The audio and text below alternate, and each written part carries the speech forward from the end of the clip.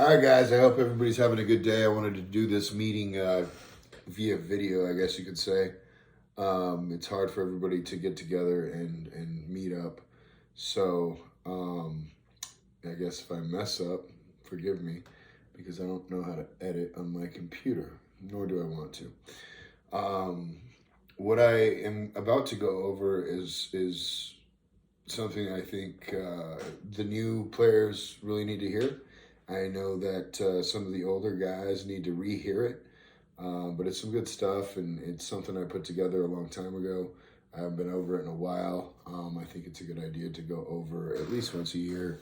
I can even send you a copy of it that you can read. I know everybody learns a little bit differently. I like to read personally. I know a lot of people like to or read or listen to audiobooks. Some people like visual. I don't have a whole lot of visual stuff for you guys to see today, but I'll kind of get to the point here. As far as the opportunity in the industry that we're currently in, I always go to this. You got to get motivated for your why. What is your why? Why do you guys wake up in the morning? Why do you want to do this career? Why do you want to make money? I don't think any of us woke up one day and said, "Hey, I want to do roofing sales." We got into it for a specific reason. Generally, it was because there is not a whole lot more out there. You got in trouble with the law. You wanted a change of career. Maybe you did know about it, and one of your friends told you, "Hey, this is where it's at," which is happening more often than not nowadays. So find your why. Make sure that you're thinking positive. Our top players at EE come in every day, and if you notice, the top players, the $1 million players, they come in with a smile. They come in with a smile for quite a few reasons. They love what they do. They found something that they didn't have to go get a degree to do in order to make $250,000, $500,000, even $1 million or more, guys. There's a lot of just salesmen that drive Lambos in our industry. There's a lot of just salesmen that own airplanes in our industry. It's not always cracked up to be everything that it's cracked up to be as far as being an owner. As a salesman, you get financial freedom, the limited liability of owning a roofing company. So I hope that you guys understand that and you're happy with where you're at. But going back to the top players at EE, they're making money. They love their jobs. They love their families. They're happy. They see the problems and strive for a solution.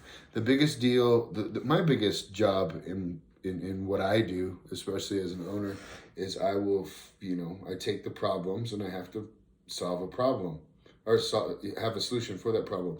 So it's kind of the same for you guys too. If you have a problem, you have to create a solution. If you feel you don't have a solution, you have plenty of resources within Expert Exteriors to get that solution taken care of. Do they have everything they want out of life? Maybe they do, maybe they don't. I don't know. Everybody's a little bit different. Everybody wants something a little bit different. When I started this industry, I had my son Caleb. He was about 3, and I had twins on the way. I wanted a house. I just wanted a car. I wanted, to be a grown up essentially, because I was a kid when I started this industry, and luckily, I was given the opportunity to be a part of this industry. We've all had to overcome adversity. I know a little bit about a lot of you. I know that none of our lives, not that I can think of, were perfect as we were growing up. And even when I say growing up, I don't mean just childhood. I mean teenage years. I mean your 20s. Some of you are still in your 20s trying to figure shit out. The sooner you figure it out, the better. So I know that we've all had to overcome some sort of adversity. We've all had ups and downs, some of us more drastic than others, depending on who you ask. And at the same time, whether big or small, it feels the same. We let me go through this. I got a little list. I'm reading off a script, kind of freestyling it still though. We all get filled with unexplained feelings of pressure, anxiety, and nervousness. That's just part of life. Any big change, especially if you're changing into this industry for the first time, is gonna be, it's fucking scary because it's not your conventional job where you're gonna get told what you're worth. You know, I tell you, you know, in the beginning of your journey here at Expert Exteriors, I tell you you're worth $20, $17, whatever minimum wage is. That's what I tell you you're worth. But then you get to move through the ranks and prove to yourself and to the company what you're worth. And then when you go to eat what you kill, which is commission, you tell me what you're worth.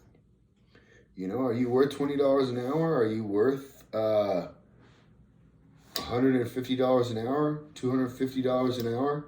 You know, I used to be a little arrogant, and I'd be like, "Yo, listen, my time's about $150 an hour," and that was no shit, because I was able to say that because I actually went out and produced that.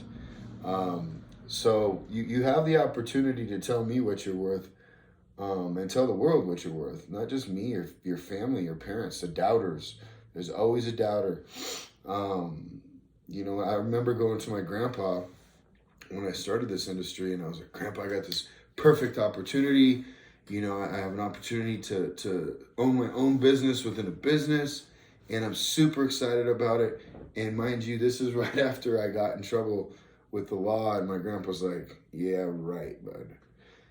Thank God my grandpa believed in me, because he co-signed on my first truck.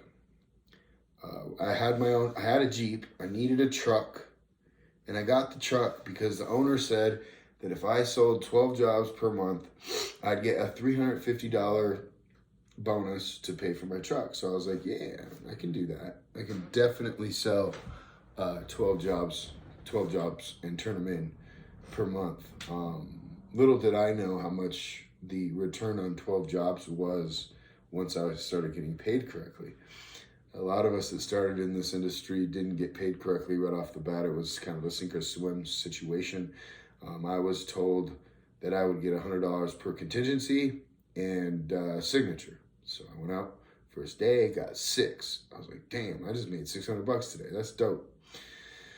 Little did I know, on those 6 jobs that actually got turned in, you know, that's 6 times $2,000. That's $12,000 I could have made. But I didn't really think about that. I just wanted the training. I really didn't know what I had in front of me, and it really was sink or swim. I didn't even know what I was looking at on the roof. Fortunately, here at Expert Exteriors, you get those resources, you have that training, and you have the ability to be successful. I'm going to scroll through this a little bit.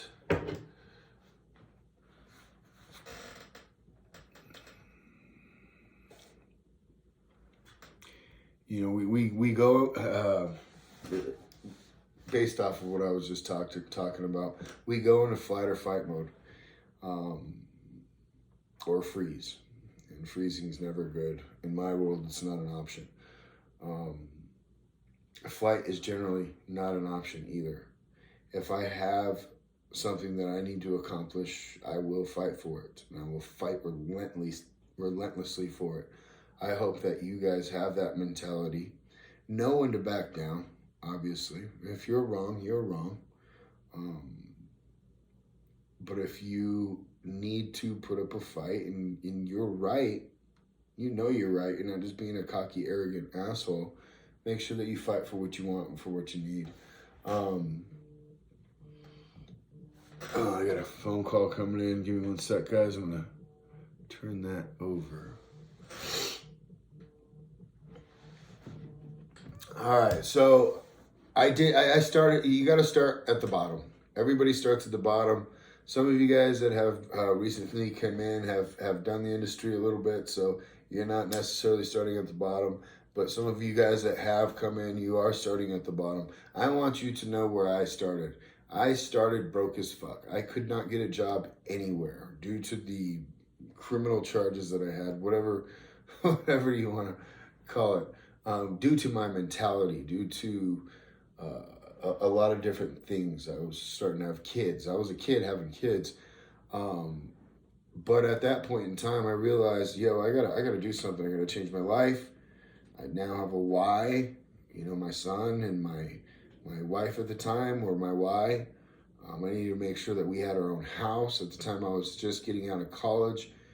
I was blessed enough to go to college, but I was getting out of college and I couldn't find a job even at Sprint. I couldn't get a job anywhere because of the allegations. But I needed to do something. So my Uncle Tom came to me, Tom Coberly, great guy, came to me, said, listen, man, let's come out with me and sell some robes. I was like, shit, that sounds like used car sales, but I can't get a job anywhere, so let's go ahead and do this. I went out and did it with him. I did it for about 2 or 3 weeks, I remember, and I didn't get paid a fucking dime. And all of a sudden, I'm just like, I don't know if it's gonna work, dude. I'm not making any fucking money. I'm just following you around. I'm just kind of shouting you. It's been 2-3 weeks now, and I got some shit to pay. Hailstorm hit in Pueblo. So I went down to Pueblo. I maxed out my credit cards. Went down there, bought a ladder. Couldn't afford a hotel. I ended up, nobody knew. I ended up sleeping in the office on the couch on a little love seat. It wasn't even a full couch. So that was fun. But I started at the bottom, guys, and like I told you, I was only offered $100 per claim number in contingency. And when I went out and did that, that was in Pueblo. So that's where I started. I realized, some of those little things that I was thinking about were actually a part of the bigger picture. That $100 turned into what I remember my first commission being $2,600. And to be honest, I don't even know if I was being paid right. I had no idea. I didn't know about the percentages. I just trusted in the owner to do the right thing. And knowing this specific owner, I'm not sure that he did. He pretty quickly went and bought a mansion and had a swimming pool and an indoor swimming pool, all that fun shit. I did learn a lot what not to do from that specific individual.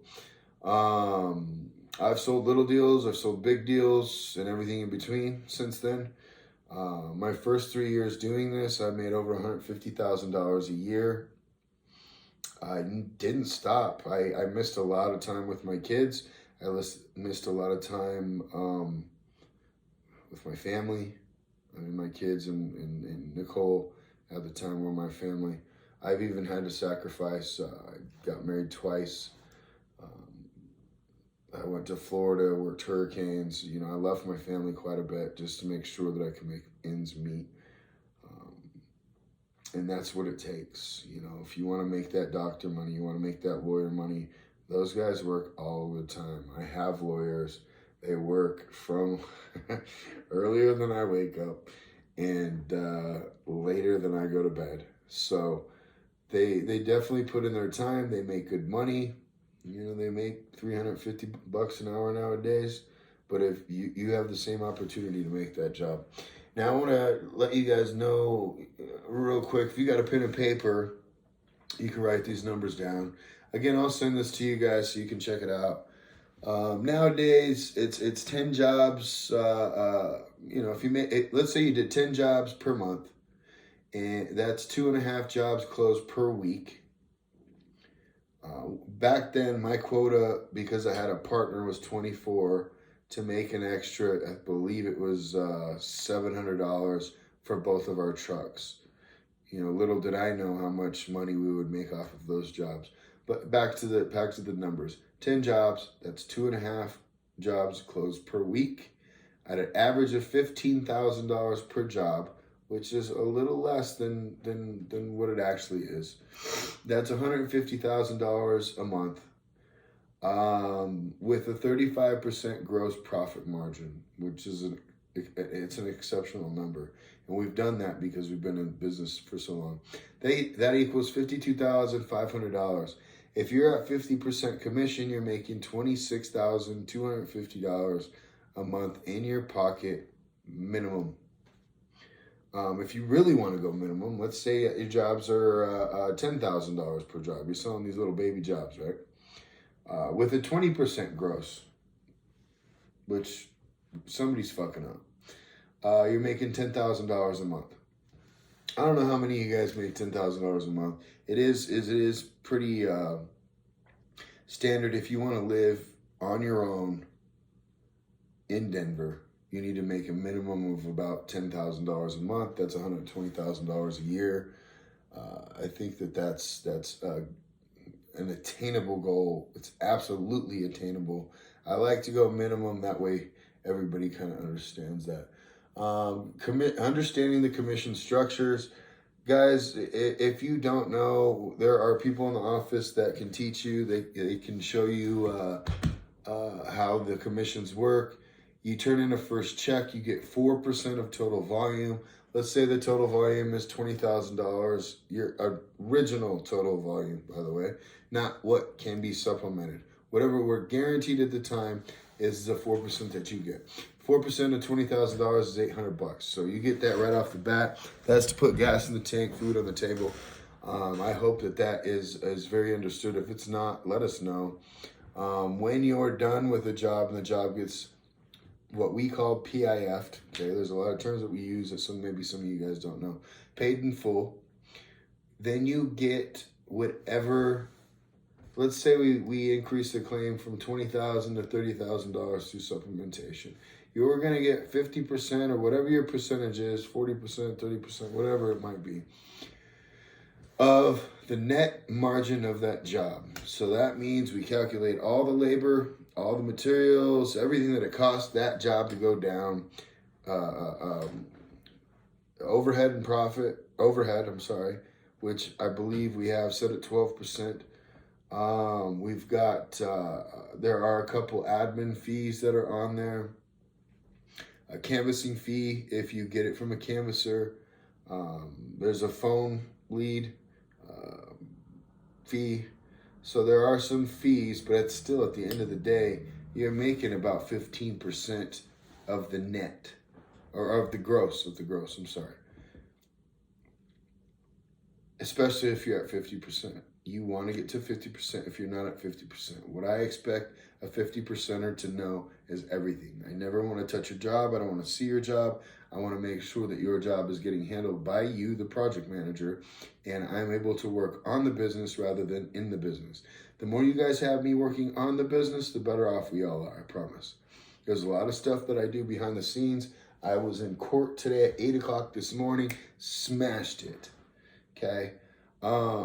I make sure that our company is protected. I make sure that we have the resources that we need. I make sure the stuff that needs to get done gets done. So the more you guys can do, the better off we are.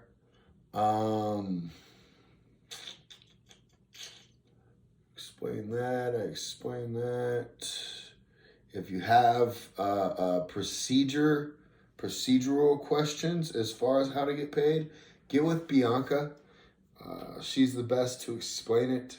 It's very simple. We have invoices. Everybody that's a 1099 needs to fill out an invoice.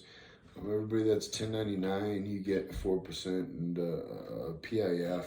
If we have you as a canvasser 1099, you need to turn in your invoices from your company. I believe we have generic ones that you can utilize.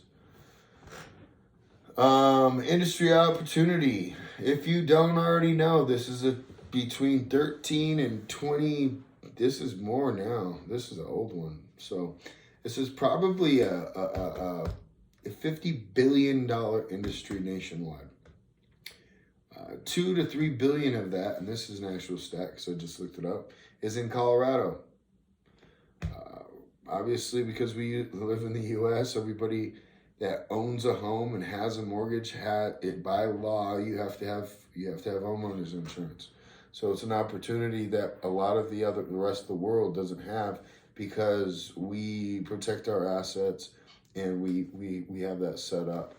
Remember, insurance companies are in business to make money. So if they're denying, especially if there's damage, so that they can make money. So no never means no, especially if there's damage.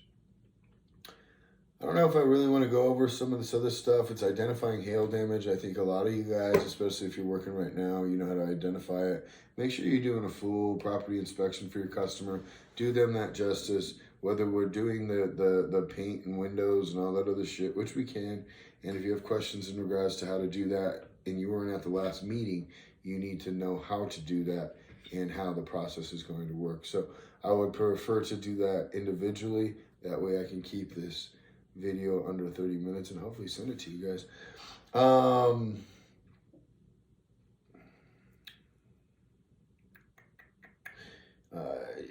Insurance companies are always changing their policies on a week-to-week basis. So it's good to know what each individual insurance company is looking for. You know, some of them are looking for 8 hits per square. Some of them are looking for 15.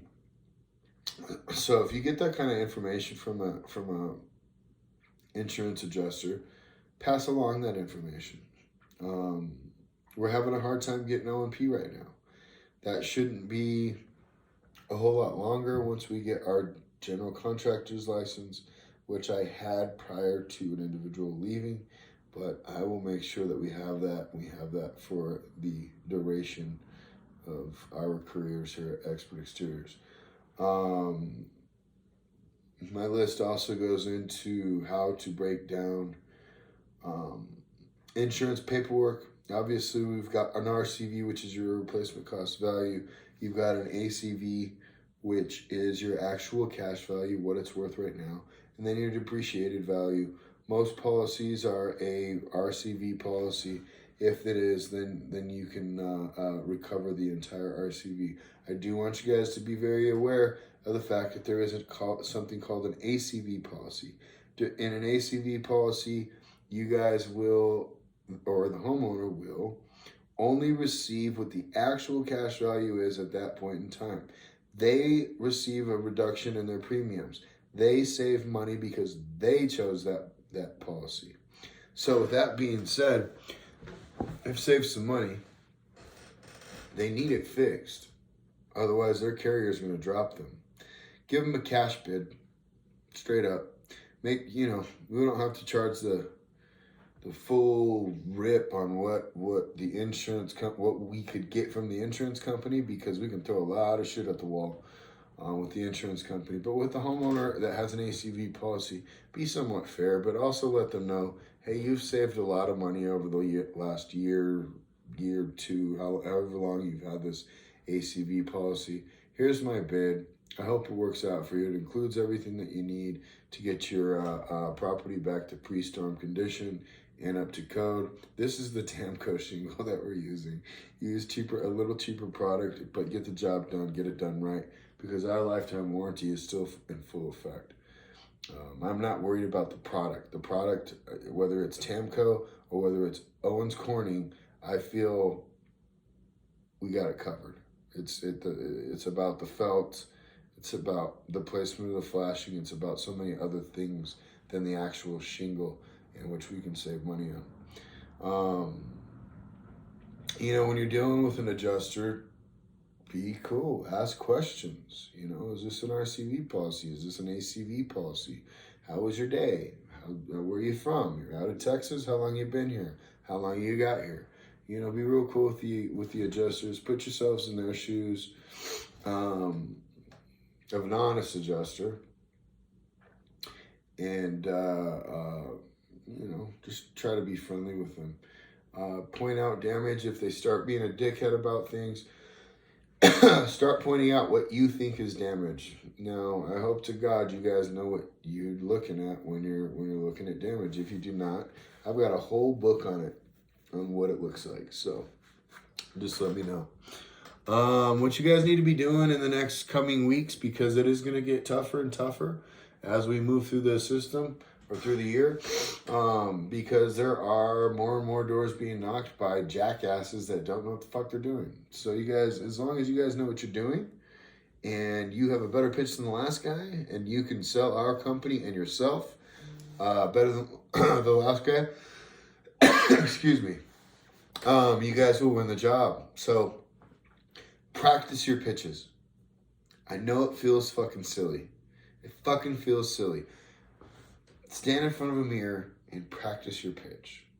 Go to your wife, your husband, your boyfriend, your girlfriend, your kids, your grandparents, it does not fucking matter, and say, hey, I need to practice my pitch.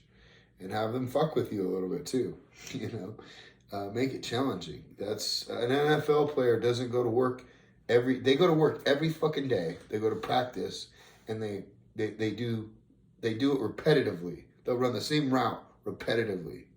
They'll work with people that are better than them. If there's somebody in the office that you want to do role playing with, let's say Donnell or myself. If you want to do role playing, let's do it. I will beat you up, but think about how NFL players do it, or baseball players, or whoever, any kind of athlete, any kind of profession, even surgeons practice on animals or cadavers prior to going and doing their surgery. So if you want this to be a career, practice, no matter how silly it may seem or feel. Go knock a neighborhood where you're getting your fucking face slammed in by doors. Like, figure out what you need to adjust and always be adjusting so that you can be better with certain demographics, with certain areas and situations, certain objections. When I think that I've seen and or heard everything, I'm completely wrong. I'm gonna go to closing this up. It's already been about 30 minutes, guys. The last thing I really need to convey to you guys is trying to keep consistency with your days. Make sure you're waking up and you're charging your day. You wake up and you think about your why. So there's some days where I'm just like, fuck, I don't want to wake up. Don't think that I'm any different than you guys or vice versa. There are days where I'm like, fuck, today's gonna suck. I just want to hide under the covers. Find your why. My why is my kids, my wife, my family. Okay? My why is I like fucking nice things. Pure and simple. So make sure you get out there and figure out what your why is. Get up every day, try to do the same thing. It's even hard for me. Okay, I'm not gonna sit here and act like I'm a fucking angel. I'm not by any means. But when I have consistency in my life, when I wake up and I work out, I get my kids to school, I have breakfast, I go to the office, I do my shit, my life is so much better. And it's so much more obvious than if, I decided to fuck off for the day, or, it just doesn't go as smooth, whatever the case might be. I'll send you guys, again, remember we have a training section in our G Suite Drive. There's lots of good videos in there. If you have questions on how to fill out any paperwork, go get with Donnell or myself or anybody in the office really that knows how to do paperwork. If you want to do work orders and purchase orders, obviously Drew's the best person to go to at the moment. Sales, contingencies, contract, myself or Donnell. I talked about Blitzkrieg the other day. I don't know if I want to talk about that right now, though. It's pretty cool. I'll just send it to you guys via email. But selling commercial is, and when I say blitz, I mean, you got a blitz commercial. It's kind of I'm going to pick today, and I'm going to go out and I'm going to go sell commercial deals. I'm going to go knock doors. I'm going to talk to gatekeepers. I'm going to try to get through to the gatekeeper. I'm going to spend a whole Tuesday Like I told you guys, Tuesdays and Wednesdays are probably the best days. Owners don't show up on Mondays, Fridays, Saturdays to the office. I mean, it's Monday. I'm sitting at my house right now working, making sure that everything's, tight. It's easier for me that way. I kind of stay out of everybody's way while they're doing payroll on Monday. But choose a Tuesday or Wednesday once a week and go talk to low-hanging fruit business owners. There's a lot of them everywhere, especially in the places affected. I'm not asking you to go talk to a high-rise building. Just go to the local laundromat. Go to the local church. Go to the local, liquor store. The fuck cares? Restaurant. There's so many fucking restaurants in these areas that were affected, and a lot of these people do own the buildings. It's better as a business owner, especially of that kind, when you own a restaurant, to own the building, so that you're not locked up into a lease. You don't have to worry about your prices going up necessarily from your mortgage. They own the building. So if you're looking to do commercial, we've got Joe Zaccardi, who's really good at closing deals and identifying what needs to be done, whether it be even a flat or a pitch. It doesn't matter. If you don't have his number and you need it, just email me. I'll send it over to you.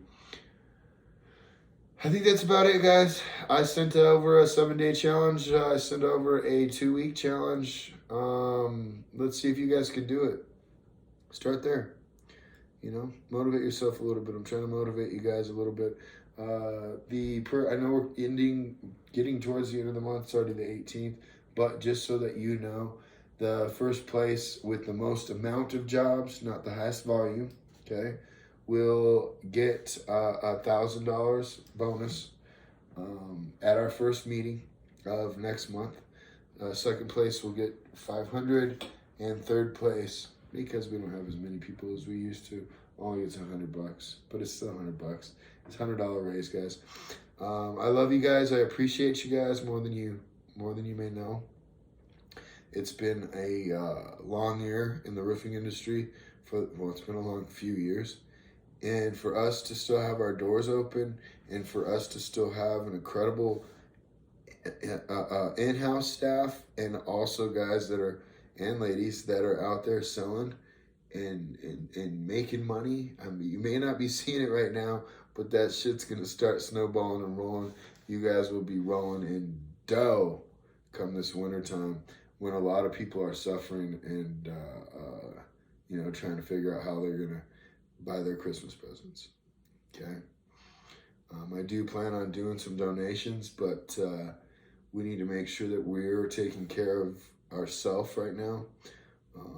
Every year I do something for Christmas for families. I do something for Christmas for your families, and I want to continue that tradition. It's very important to me, especially being the economy, the recession. There's a lot of people in need, guys, and the more we do, the more we can give back. Again, I love you guys. If you guys have any questions, let me know.